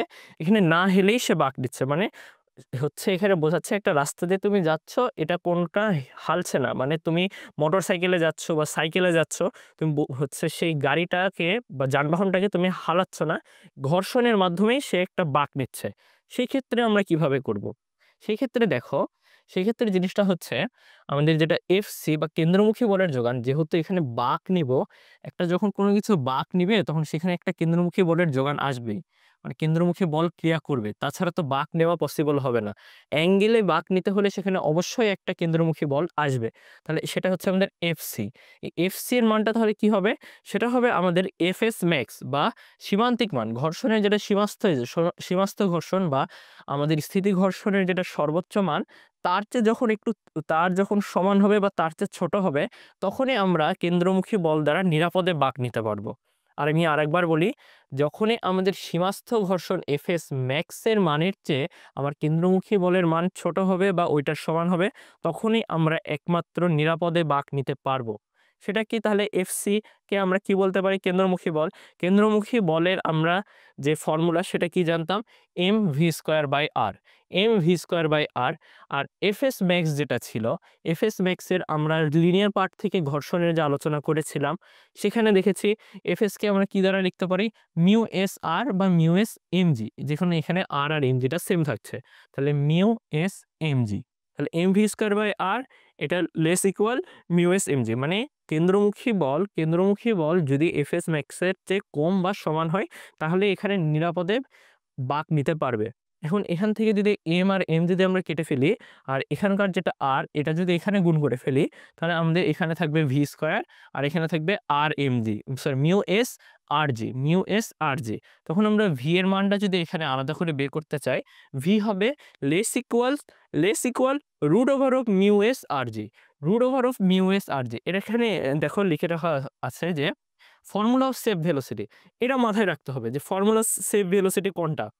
মানে এই ভেলোসিটি মানে ভি এর মান বা এই বেগের মান যদি এই যে এখানে যে mu S R G root over of mu S R G এর চেয়ে যদি কম হয় বা এর সমান হয়, ঠিক তখনই তুমি নিরাপদে এই রাস্তাটাতে বাঁক নিতে পারবা। তাছাড়া তুমি ছিটকে চলে যাবা, তোমার অ্যাক্সিডেন্ট হতে পারে। তাহলে যদি কোশ্চেনে বলে যে নিরাপদে বাঁক নিতে কি পরিমাণ বেগ প্রয়োজন, আমরা সেখানে কি করব, আমাদের যেটা ঘর্ষণ গুণাঙ্ক দেওয়া থাকবে রাস্তার সেটা বসাবো, গুণ কি থাকবে রাস্তার যেটা বক্রতার ব্যাসার্ধ থাকবে সেটা নিব, গুণ করব কি আমরা অভিকর্ষ ত্বরণ দিয়ে যে গুণফল তার আমরা রুট করে ফেলবো। রুট করে ফেলে যে মানটা আসবে সেটাই হচ্ছে ওই মান, এবং ওর চেয়ে নিচে যে মান যদি থাকে সেটাই হবে আমাদের ফর্মুলা, সেটাই হবে আমাদের সেফ ভেলোসিটি বা নিরাপদ বেগ। ওই বেগ মানে ওই যে মানটা আসবে তার চেয়ে কম বেগে তুমি নিরাপদে ভ্রমণ করতে পারবা, নিরাপদে বাঁক নিতে পারবা। এখানে দেখো আবার ম্যাক্সিমাম ভেলোসিটি এই জিনিসটা কি, মানে তুমি সর্বোচ্চ কত হলে মানে সেফ পর্যায়ে থাকতে পারবা, এর চেয়ে বেশি হলে আর পারবা না, এর চেয়ে বেশি হলেই তোমার অ্যাক্সিডেন্ট ঘটবে। সেটা হচ্ছে এই যে ভি ম্যাক্স, এটা যেহেতু ছিল আমাদের লেস ইকুয়াল, এটা হয়ে যাবে শুধু আমাদের ইকুয়াল, সেম জিনিস। মানে বোঝাচ্ছে তোমার ম্যাক্সিমাম ভেলোসিটিটা কত হবে, ম্যাক্সিমাম তুমি কত জোরে যেতে পারবা। দেখো তুমি mu S R G root over of mu S R G এর যখন ওটার সমান করবা, তার চেয়ে বেশি হলেই কিন্তু তুমি আর পারবা না, তার চেয়ে বেশি হলে তোমার অ্যাক্সিডেন্ট ঘটবে। মানে ওইটার সমান পর্যন্ত তুমি যেতে পারবা, ওটার সমান হলেই একমাত্র তুমি নিরাপদে বাঁক নিতে পারবা, বা ওইটার চেয়ে কম হলে বাঁক নিতে পারবা, কিন্তু ওইটার চেয়ে বেশি হলে পারবা না। তাহলে যখন এটার মান এটার সমান হয়ে যাবে, তুমি সেটাই হবে আমাদের ম্যাক্সিমাম ভেলোসিটি। কোশ্চেনে যদি বলে যে সর্বোচ্চ কত বেগে, সর্বোচ্চ কত বেগে তুমি নিরাপদে বাঁক নিতে পারবা, সর্বোচ্চ কত বেগে নিরাপদে বাঁক নিতে পারবা, তখন আমাদেরকে এই mu S R G root over of mu S R G এর সমান লিখতে হবে অ্যান্সারে। আর যদি বলে যে নিরাপদে বাঁক নিতে পারবে কত বেগে, নিরাপদে বাঁক নিতে পারবে কত বেগে মানে সর্বোচ্চ কথাটা উল্লেখ থাকবে না, তখন তুমি লিখবা যে root over of mu S R G এর যে মানটা আসবে এর চেয়ে কম বা এর চেয়ে সমান, এর চেয়ে কম বা এর চেয়ে সমান বেগে, তখন এটা লিখতে হবে। আর যখন বলবে ম্যাক্সিমাম ভেলোসিটি, তখন বলতে হবে যে এটা সমান বেগে। আচ্ছা, আমরা সেকেন্ড কেসে যদি যাই, সেকেন্ড কেসটা হচ্ছে সমতল রাস্তা। এখানে আমরা ধরে নিচ্ছি ঘর্ষণ নাই। এটা নিয়ে অনেক হচ্ছে কন্ট্রাডিকশন আছে যে ঘর্ষণ নাই, ঘর্ষণ ছাড়া তো হবে না। বাট আমাদের বই অনুসারে আমরা এটা ধরে নিচ্ছি আমাদের লেভেলে, যেখানে ঘর্ষণ নাই আমি এখানে হেলে বাঁক নিচ্ছি, এখানে ঘর্ষণ নাই আমি এখানে হেলে বাঁক নিচ্ছি। মানে আমি আমাদের যে মোটরসাইকেল দেখো বা সাইকেল, এখানে দেখো একটা সাইকেলের আঁকানোর চেষ্টা করেছি আমি, এখানে একটা সাইকেলটাকে আমি বাঁক নিয়ে নিচ্ছি, হালকা করে একটু বাঁকিয়ে নিচ্ছি, এটার মাধ্যমে যেন আমাদের কেন্দ্রমুখী বলটার যোগান পাই। এটার জন্য কেন্দ্রমুখী বল যোগানের জন্য আমি একটু বস্তুটাকে বা আমাদের যে যানবাহনটাকে আছে সেটাকে আমি একটু বাঁকিয়ে নিচ্ছি। এখানে দেখো আমি কয়েকটা কথা লেখা আছে, সেটা হচ্ছে প্রতিক্রিয়া বল আর স্পর্শক তলের লম্ব বরাবর ক্রিয়া করে। প্রতিক্রিয়া যেটা আর, এই যে আর, সেটা স্পর্শক তলটা কি, ধরো এটা স্পর্শক তল, এটা আমাদের রাস্তা, এই রাস্তার সাথে এইখানে স্পর্শ করে আছে, এই স্পর্শক তলের যে লম্ব হবে, এই লম্ব বরাবর আমাদের আর বা অভিলম্ব প্রতিক্রিয়াটা ক্রিয়া করবে। দেখো অভিলম্ব প্রতিক্রিয়া কি, আর এই যে আমাদের স্পর্শক তল তার একদম লম্ব হয়ে আছে, এটা গেল। আর এখানে থিটাটা কি হবে, থিটাটা হবে, এটা ইম্পর্টেন্ট জিনিস, থিটা লেখা আছে দেখো, থিটা লেখা আছে উলম্বের সাথে প্রতিক্রিয়া বলের কোণ। এটা মাথায় রেখো, থিটা কিন্তু আনুভূমিকের সাথে না, থিটা হবে উলম্বের সাথে প্রতিক্রিয়া বলের কোণ, থিটা হবে আমাদের উলম্বের সাথে প্রতিক্রিয়া বলের কোণ। যদি দেখো এটা হচ্ছে আমাদের অভিলম্ব প্রতিক্রিয়া আর, এটা আমাদের এই যে উলম্ব আছে, উলম্বের সাথে দেখো থিটা কোণ করে আছে, উলম্বের সাথে আমাদের থিটা কোণ করে আছে, এর মানে যার সাথে থিটা কোণ করে আছে সেটা হয়ে যাবে আমাদের কস উপাংশ, আর যেটা বাকিটা হয়ে যাবে আমাদের সাইন উপাংশ। এই কারণে দেখো আমাদের অভিলম্ব প্রতিক্রিয়া আর এর দুইটা উপাংশ আমরা বের করে নিয়েছি, যার সাথে থিটা কোণ করে আছে সেটাকে আমরা আর কস থিটা দ্বারা প্রকাশ করলাম, আর যেটা আমাদের আরেকটা যেটা উপাংশ সেটাকে আমরা আর সাইন থিটা দ্বারা প্রকাশ করলাম। এখন দেখো আর সাইন থিটাটা কোন দিকে আছে, আমাদের ব্যাসার্ধের যে কেন্দ্র বা এই যে যে একটা বাঁক নিয়েছে, বাঁকের যে কেন্দ্র বরাবর আছে হচ্ছে আমাদের আর সাইন থিটা। এর মানে এই যে আর সাইন থিটা, এটাই আমাদের এখানে, এটাই আমাদের এখানে কি করবে, এফসি বা কেন্দ্রমুখী ত্বরণ বা কেন্দ্রমুখী বলের যোগান দিবে এই আর সাইন থিটা। এটার কারণে আমরা বাঁকটা নিতে পারছি। এই কারণে দেখো লেখা আছে যে FC is equals to R sine theta, FC is equals to R sine theta. আর দেখো বস্তুটা হচ্ছে যে যে যানবাহন সহ তুমি যে চালাচ্ছ, তাহলে তোমার তো একটা ভর আছে, এর মানে তোমার একটা ওজনও আছে। সে ওজনটা নিচের দিকে ক্রিয়া করবে। আর ওজন যদি নিচের দিকে ক্রিয়া করে, আমি এখানে আর এর একটা উপাংশ পেয়েছিলাম, আর এর একটা উপাংশ পেয়েছিলাম যে উলম্ব দিকে, সেটা কি? সেটা ধরে নিচ্ছে আমাদের আর কস থিটা, সেটা ছিল আমাদের আর কস থিটা। যেহেতু এটার উলম্ব দিকে, মানে তোমার যানবাহনটা তো আর আকাশে উঠছে না, এর মানে কি এইদিকে তার কোনো গতি নাই, এইদিকে তার কোনো গতি নাই। এর মানে সেটা আর কস থিটা আর এমজি ইকুয়াল হয়ে যাবে, আর কস থিটা আর এমজি ইকুয়াল হয়ে যাবে। এই কারণে লেখা আছে, দেখো MG is equals to R cos theta. তাহলে আমরা এখানে টোটাল দুইটা ইকুয়েশন পেলাম। এক নম্বর ইকুয়েশনটা ছিল আমাদের FC is equals to R sine theta. FC কে আমরা এমভি স্কোয়ার বাই আর দ্বারা প্রকাশ করতে পারি, সেটা সবাই জানি। তাহলে MV square by R is equals to R sine theta, এটা আমাদের একটা ইকুয়েশন গেল। আর একটা ইকুয়েশন কি পেয়েছিলাম, যে MG is equals to R cos theta. তাহলে টোটাল দুইটা ইকুয়েশন। এখন আমরা এককে দুই দ্বারা ভাগ করব। এই যে 1/2, 1/2 করলে কি হবে একটু দেখো। 1/2 করলে এখানে R sine theta divided by R cos theta, R sine theta divided by R cos theta, R sine theta divided by R cos theta হলে কি হবে, আর আর কেটে যাবে, থাকবে কি sine theta by cos theta. আমরা সবাই জানি sine theta by cos theta সমান কি হয়ে যায়, tan theta. Sine theta by cos theta সমান হয়ে যায় ট্যান থিটা। তুমি এখানে ট্যান থিটা লিখলা, আর এখানে দেখো M V square by R divided by M G. তাহলে এখানে এম এম কাটা চলে যাবে, V square by R G থেকে যাবে। এই যে ট্যান থিটা সমান V square by R G, যখনই এই যে ব্যাংকিং এর বা হচ্ছে এরকম বাঁক নেওয়ার কোশ্চেন থাকবে, আমাদেরকে ট্যান থিটা সমান ভি স্কোয়ার বাই আর জি, এই যে সূত্রটা, এটা অল টাইম মনে রাখতে হবে। এমনকি ইঞ্জিনিয়ারিং পরীক্ষাতেও এখান থেকেই কোশ্চেন আসে। এই যে ট্যান থিটা সমান ভি স্কোয়ার বাই আর জি, এই সূত্রটা তোমাদেরকে সবসময় মনে রাখতে হবে। এখানে এখানে থেটাটা কি? থেটাটা হচ্ছে আমাদের উলম্বের সাথে প্রতিক্রিয়া বলের কোণ। উলম্বের সাথে প্রতিক্রিয়া বলের কোণ হচ্ছে থেটা। ভিটা কি?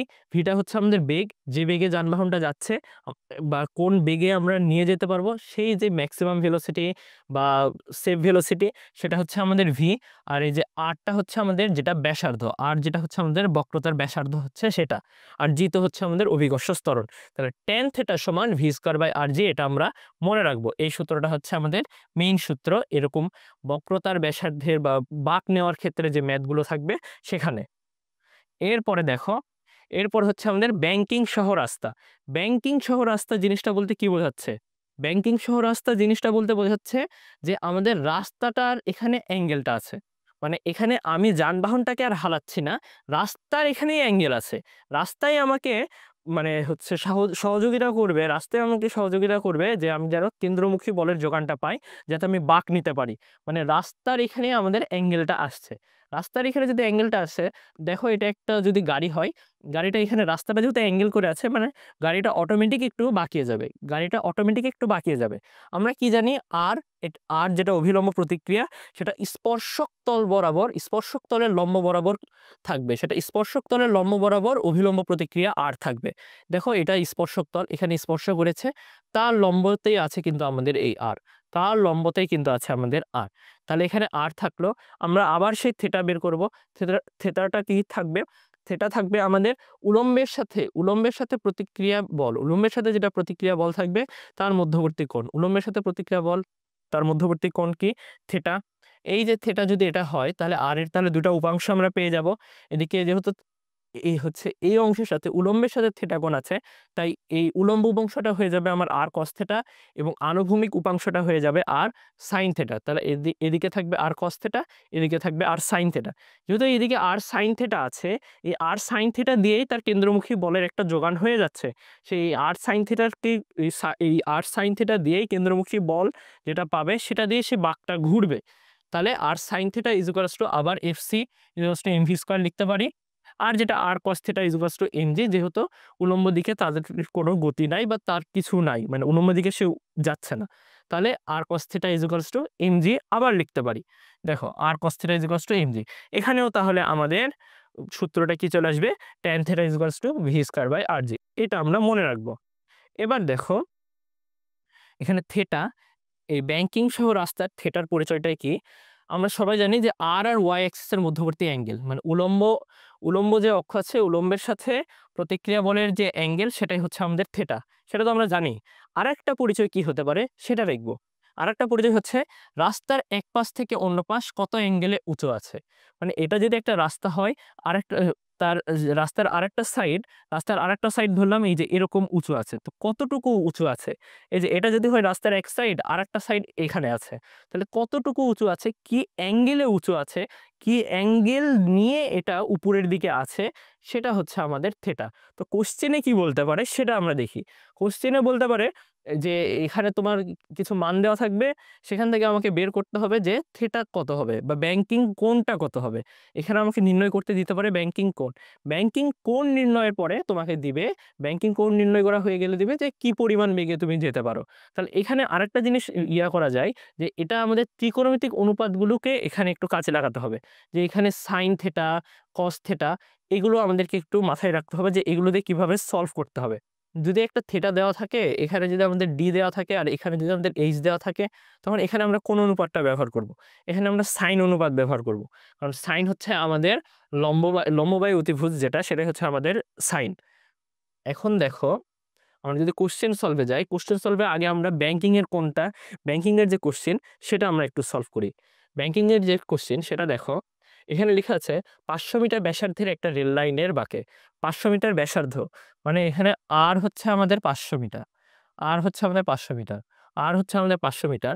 500 মিটার ব্যাসার্ধের একটা রেল লাইনের বাঁকে মিটার গেজ আর ব্রড গেজ উভয় ধরনের রেল লাইন আছে। মিটার গেজ রেল লাইনের দুই পাতের মধ্যবর্তী দূরত্ব হচ্ছে 1 মিটার। দুই পাতের মধ্যবর্তী দূরত্ব হচ্ছে দুই পাতের মধ্যবর্তী দূরত্ব হচ্ছে 1 মিটার। ভেতরের পাত অপেক্ষা বাইরের পাত 6 সেন্টিমিটার উঁচু। ভেতরের পাত অপেক্ষা বাইরের পাত 6 সেন্টিমিটার উঁচু। আর ব্রড গেজ লাইনের ক্ষেত্রে দুই পাতের মধ্যবর্তী দূরত্ব আছে 1.3 মিটার। ভেতরের পাত অপেক্ষা বাইরের পাত 11 সেন্টিমিটার উঁচু। এখন দেখো গ নাম্বারে কি লেখা আছে, উদ্দীপকের মিটার গেজ রেল লাইনের ব্যাংকিং কোণ নির্ণয় করো। মিটার গেজ রেল লাইনের ব্যাংকিং কোণ নির্ণয় করতে বলেছে, মানে এখন আমার ব্রড গেজের কোনো কাজ নাই, আমাদের এখন মিটার গেজের কাজ আছে। এখন দেখো মিটার গেজের কাজটা এখানে উদ্দীপকে কি বলছে, উদ্দীপকে বলা আছে মিটার গেজ লাইনের দুই পাতের মধ্যবর্তী দূরত্ব হচ্ছে 1 মিটার। দুই পাতের মধ্যবর্তী দূরত্ব 1 মিটার বলতে কি বোঝাচ্ছে, এখানে এই যে এখানে একটা পাত আছে, এখানে একটা পাত আছে, এই যে এখানে একটা পাত, এখানে একটা পাত, এই দুইটার মধ্যবর্তী দূরত্ব হচ্ছে আমাদের 1 মিটার। এই দুইটার মধ্যবর্তী দূরত্ব 1 মিটার। কিন্তু আবার একটা লাইন কি দেওয়া আছে যে ভেতরের পাত অপেক্ষা বাইরের পাত 6 সেন্টিমিটার উঁচু। মানে এখানে যে দুইটা পাত আছে তাদের মধ্যবর্তী দূরত্ব 1 মিটার, কিন্তু এটা আবার কতটুকু উঁচু সেটাও দেওয়া আছে। এখানে উঁচু দেওয়া আছে আবার 6 সেন্টিমিটার। এখন এটাকে আমরা যদি একটা ত্রিভুজে প্রকাশ করতে চাই, ত্রিভুজে প্রকাশ করতে চাইলে দেখো এখানে দেওয়া আছে যে এটা হচ্ছে আমাদের 1 মিটার, এটা হচ্ছে আমাদের 1 মিটার আর এটা হচ্ছে আমাদের 6 সেন্টিমিটার। এটা যদি আমাদের অতিভুজ হয় আর এটা যদি আমাদের লম্ব হয়, তাহলে আমরা এখানে কোন ত্রিকোণমিতিক অনুপাতটা ব্যবহার করব? আমরা এখানে ব্যবহার করব সাইন থিটা। তাহলে এখানে আমরা যদি সাইন থিটা হয়, এখানে আমাদের থিটাটা হচ্ছে আমাদের ব্যাংকিং কোণ। আমি একটু আগেই বলে আসলাম ব্যাংকিং কোণ হলে সেটা sine theta, tan theta, cos theta আমাদের বিভিন্ন ত্রিকোণমিতিক অনুপাত ইউজ করতে হতে পারবে। যেটা দেওয়া থাকবে সেটাই আমরা ইউজ করব। যেটা দেওয়া থাকবে এখানে যেমন লম্ব পেলাম আর এখানে পেলাম আমি আমাদের অতিভুজ, এই দুটা আছে, এই কারণে আমরা এখানে সাইন ব্যবহার করলাম। তাই এখানে সাইন থিটা ইকুয়ালস টু আমরা কি জানি, সাইন থিটা ইকুয়ালস টু জানি লম্ব বাই অতিভুজ। লম্বটা কি এইচ, অতিভুজটা কি হচ্ছে এখানে ডি। তাহলে লম্ব হচ্ছে আমাদের 6 সেন্টিমিটার বা আমাদের 0.06 মিটার, আর আমাদের যেটা অতিভুজ ডি সেটা হচ্ছে আমাদের 1 মিটার। এখান থেকে আমরা থিটার মানটা বের করে নেব। তাহলে আমাদের ব্যাংকিং কোণ চলে আসলো, থিটা ইকুয়ালস টু 3.44 ডিগ্রি। মানে আমরা এখানে কাজ করব যখনই এরকম কিছু দেওয়া থাকবে যে দুই পাতের মধ্যবর্তী দূরত্ব, সেটাকে আমরা ধরে নিব এই যে অতিভুজটা, এটা আমরা ধরে নিব। আর যখনই বলবে কতটুকু উঁচু, সেটাকে আমরা এই যে লম্ব ধরে নিব, সেটাকে আমরা লম্ব ধরে নিব। এই যে অতিভুজ আর লম্ব যদি দেওয়া থাকে, সেখান থেকে আমরা এই যে সাইন থিটা দ্বারা থিটার মানটা বের করতে পারবো। আচ্ছা, এখন দেখো কি লেখা আছে, উদ্দীপকের বাঁকে কোন ধরনের লাইনে ট্রেন দ্রুত নিরাপদে অতিক্রম করতে সক্ষম হবে? দুইটা বিষয়, একটা হচ্ছে ফার্স্টে দ্রুত, তারপরে হচ্ছে নিরাপদ। যখন নিরাপদের ক্ষেত্রে আমরা কি বলেছি, একটাই সূত্র আমাদের মেন, ট্যান থিটা সমান ভি স্কয়ার বাই আর জি।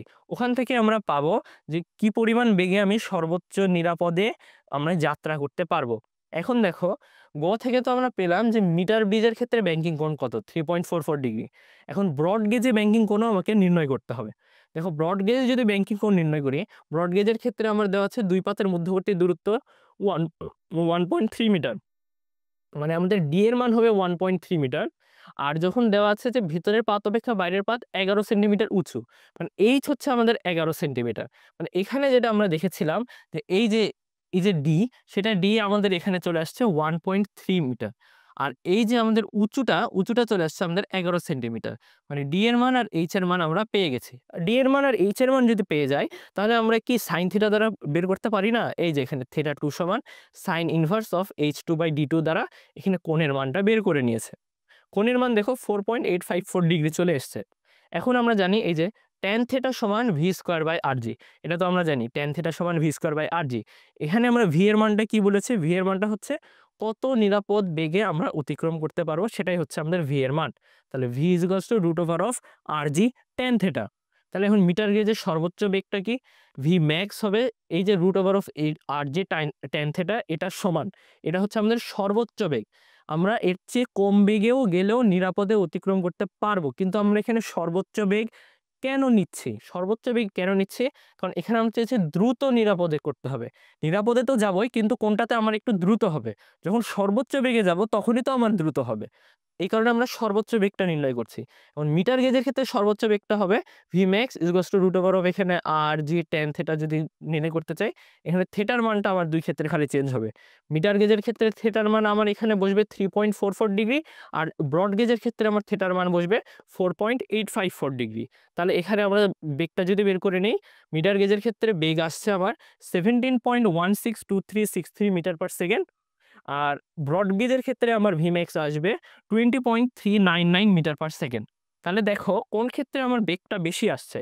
বেগ বেশি আসছে কিন্তু আমার ব্রড গেজ বা V2 এর ক্ষেত্রে। তাহলে ব্রড গেজ লাইনে আমার ট্রেন দ্রুত নিরাপদে অতিক্রম করবে, কারণ এক্ষেত্রে আমার বেগটা বেশি হচ্ছে। আচ্ছা, এর আগের কোশ্চেনে যদি আমরা যাই, আগের কোশ্চেনটা হচ্ছে আমাদের জড়তার ভ্রামক নিয়ে।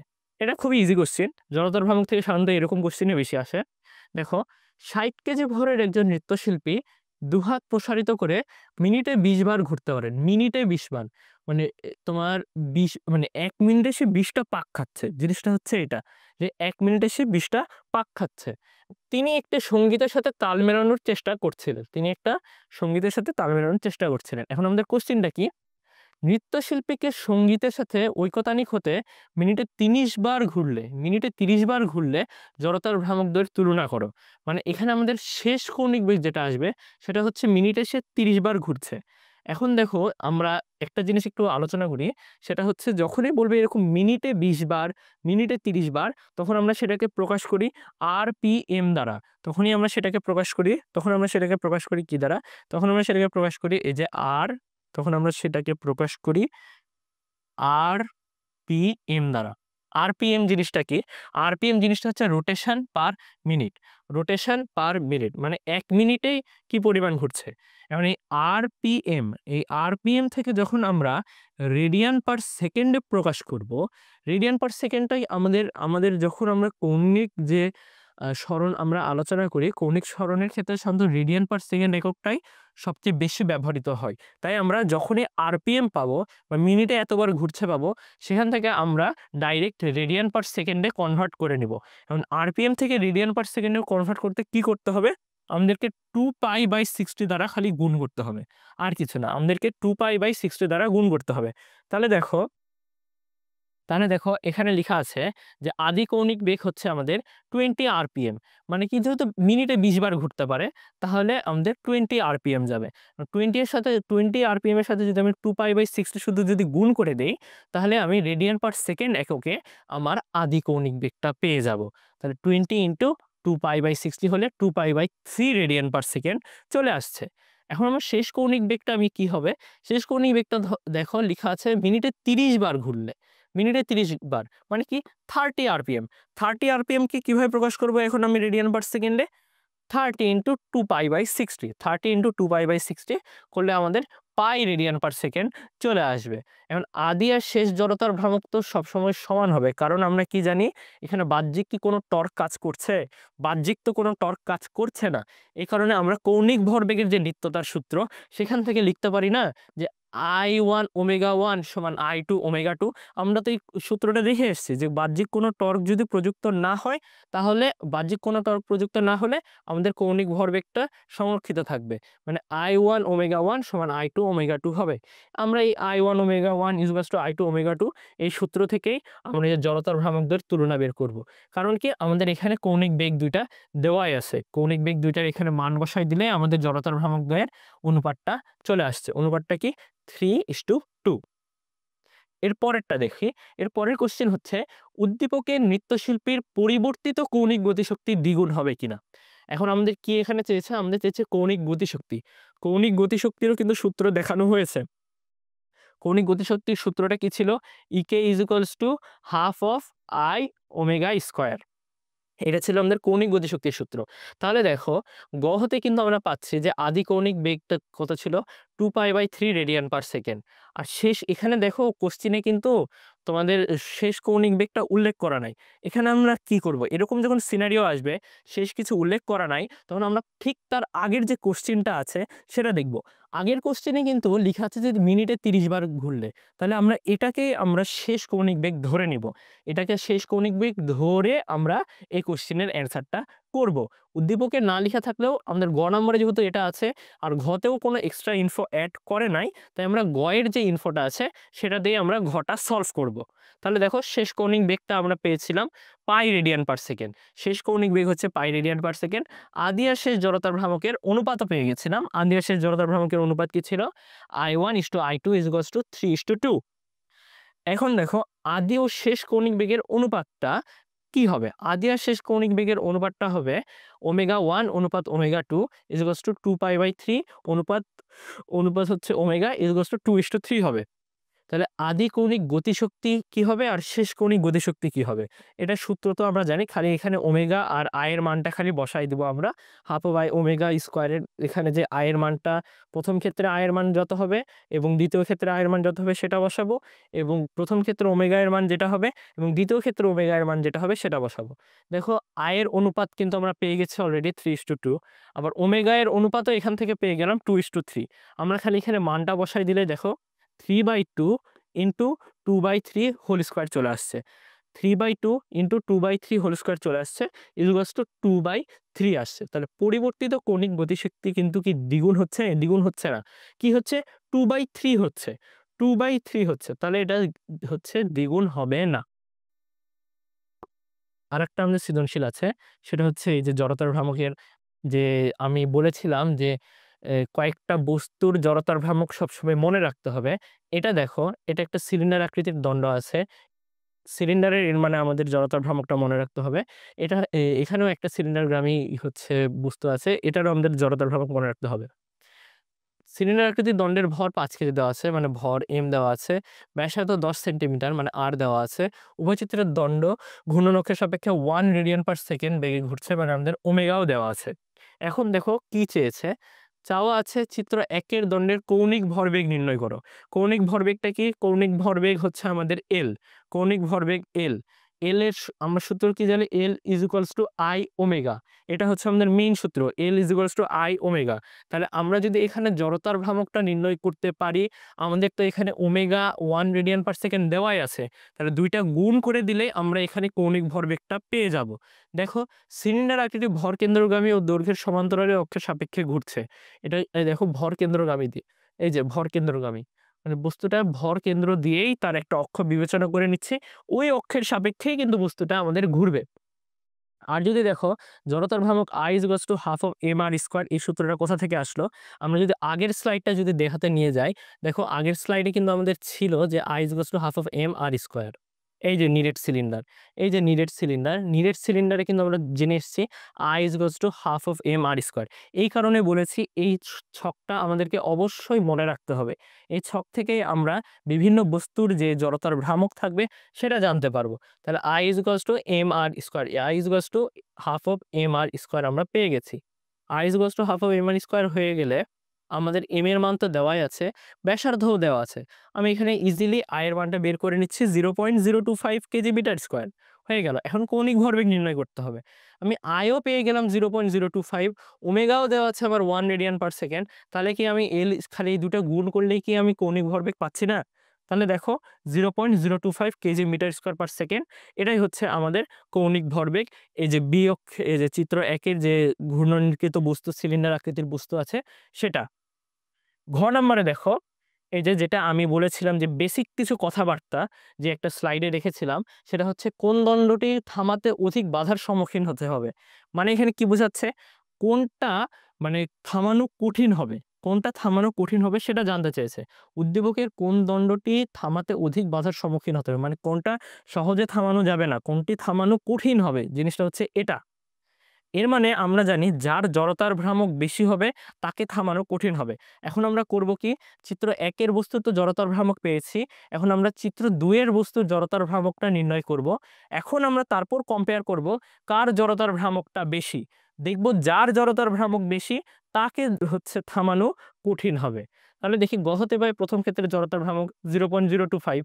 এখন দ্বিতীয় ক্ষেত্রে যদি দেখি, এখানে আমাদের ভারকেন্দ্রগামী একটা অক্ষ আছে। এখানে ভারকেন্দ্রগামী অক্ষ আছে কিন্তু ঘূর্ণন অক্ষটা আমার ৫০ সেন্টিমিটার দূরে আছে। মানে ভারকেন্দ্রগামী অক্ষ আর ৫০ সেন্টিমিটার দূরে যে ঘূর্ণন অক্ষ, এই ৫০ সেন্টিমিটার যে ঘূর্ণন অক্ষ, এই যে ৫০ সেন্টিমিটার এটা আমাদের কিসের কাজ করবে? এরা আমাদের ডি এর কাজ করবে। তাহলে দেখো এখানে ঘূর্ণন অক্ষও আলাদা, ভারকেন্দ্রগামী অক্ষও আলাদা। কিন্তু ২ টা কিসে আছে? ২ টা আছে সমান্তরালে। এর মানে আমাদেরকে এখানে কোন উপপাদ্যটা ইউজ করতে হবে? যেহেতু ২ টা সমান্তরালে আছে, এর মানে আমাদের এখানে সমান্তরাল অক্ষ উপপাদ্যটা ইউজ করতে হবে। সমান্তরাল অক্ষ উপপাদ্য যদি ইউজ করি, এখন যদি ভারকেন্দ্রগামী যেটা আমাদের ভারকেন্দ্রগামী অক্ষের সাপেক্ষে আমরা একটা জড়তার ভ্রামক বের করে নিব। ভারকেন্দ্রগামী অক্ষের সাপেক্ষে জড়তার ভ্রামকটা কি এটার সমান হবে না? কারণ এটাও তো ভারকেন্দ্রগামী, এটাও ভারকেন্দ্রগামী। ২ টা সেম বস্তু, ২ টা সেম বস্তু। তাহলে এটারও যেটা জড়তার ভ্রামক হবে, এটারও সেম জড়তার ভ্রামকই হবে ভারকেন্দ্রগামী অক্ষের সাপেক্ষে। এই কারণে এখানে লেখা আছে 0.025 কেজি মিটার স্কয়ার। যেহেতু এটাও ভারকেন্দ্রগামী অক্ষ, এটাও ভারকেন্দ্রগামী অক্ষ ছিল। প্লাস আমরা এখন কি জানি? বস্তুটার টোটাল ভর। বস্তুটার টোটাল ভর কত দেওয়া আছে? ৫ কেজি। বস্তুটার টোটাল ভর দেওয়া আছে ৫ কেজি এবং এই যে সমান্তরাল ২ টা অক্ষ আছে এদের মধ্যবর্তী দূরত্বও দেওয়া আছে ৫০ সেন্টিমিটার। এটা আমরা এখানে এই যে h এর মান এখানে ৫০ সেন্টিমিটার বসায় দিব। তাহলে আমরা পাচ্ছি কি 0.025 KG metre square plus 5 into 0.5 metre square. এখানে 0.5 মিটারটা কি? এই যে ৫০ সেন্টিমিটারকেই তো আমরা 0.5 মিটার লিখতে পারি। এটার মান হচ্ছে এই যে এটা। তাহলে 0.5 মিটার স্কয়ার। এখান থেকে আমরা কি দেখতে পাচ্ছি যে দ্বিতীয় ক্ষেত্রে I2 এর মানটা পেয়ে যাব।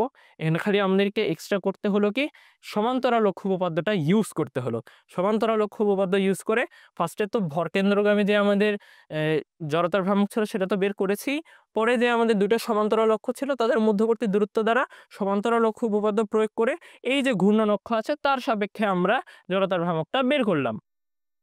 সেটার মান আসছে 1.275, সেটার মান আসছে 1.275 কেজি মিটার স্কয়ার। এখন দেখো এর মানে কি বোঝাচ্ছে? যে I2 এর মান কিন্তু বেশি। I2 এর মান বেশি। I2 এর মান এই যে আমাদের I1 এ যে মানটা ছিল 0.025 তার থেকে বেশি। এখন যদি তার থেকে বেশি হয় এর মানে কি তার কৌণিক ভরবেগ বেশি হবে না? কারণ এখানেও তো I লাগে, এখানেও টর্কেও I লাগে, কৌণিক গতিশক্তিতেও I লাগে। এর মানে তার কৌণিক ভরবেগ বেশি হবে, তার টর্ক বেশি হবে, তার গতিশক্তি বেশি হবে। এর মানে কি আল্টিমেটলি কি? আল্টিমেটলি সেই একই কথা। যার জড়তার ভ্রামক বেশি হবে তাকে থামানো বা ঘোরানো কঠিন হবে। এই কারণে দ্বিতীয় ক্ষেত্রে দণ্ডটিকে থামাতে অধিক টর্ক প্রয়োগ ও অধিক কাজ করতে হবে। এই কারণে চিত্র ২ এর দণ্ডটি আমাদের থামাতে অধিক বাধার সম্মুখীন হতে হবে। তাহলে আমরা মেইনলি এখানে একটা জিনিস খেয়াল রাখবো যে জড়তার ভ্রামকটা আমরা সঠিকভাবে বের করছি কিনা। জড়তার ভ্রামক যদি সঠিকভাবে বের করতে পারি তাহলে কোনটি থামাতে কোনটি সহজ হবে, কোনটি কঠিন হবে এগুলোর অ্যান্সার আমরা সহজে করতে পারবো। তাহলে আমাদের এই যে অ্যাঙ্গুলার পার্ট থেকে আমাদের বোর্ডে কোশ্চেন সবচেয়ে বেশি আসে। এই কারণে আমরা এই যে রাস্তায় বাঁক নেওয়া বা ব্যাংকিং এর অঙ্ক এটা মোস্ট ইম্পোর্টেন্ট থাকবে। ব্যাংকিং এর পরে আমরা দেখব হচ্ছে জড়তার ভ্রামকের এই ম্যাথগুলো এবং তারপরে আমরা দেখব হচ্ছে যে উলম্ব তলে ঘূর্ণনশীল বস্তুর যে কিছু ম্যাথ আছে সেগুলো। এই যে ৩ রকমের ম্যাথ, এই ৩ রকমের ম্যাথ থেকে ইনশাআল্লাহ তোমরা বোর্ড ক্ষেত্রে মানে বোর্ডের যে কোশ্চেন থাকবে সেখানে কিছু কোশ্চেন তোমরা অবশ্যই কমন পাবা। তাহলে আজকে এই পর্যন্তই। নেক্সট ক্লাসে আবার অন্য কোনো অধ্যায় নিয়ে দেখা হবে। আসসালামু আলাইকুম সবাইকে।